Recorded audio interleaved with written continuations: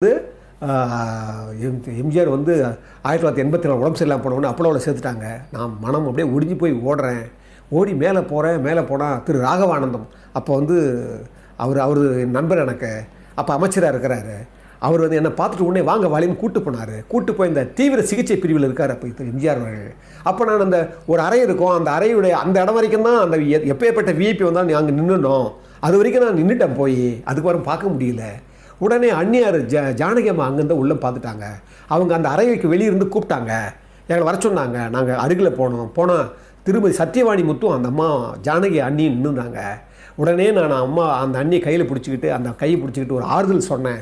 அப்போ உடனே அந்த அம்மா அண்ணி சொன்னாங்க, வாலி பார்த்தீங்களா, நீங்கள் ஒளிவிளக்கு எழுதின பாட்டு நீங்கள் நாடே பாடி பிரார்த்தனை பண்ணுது.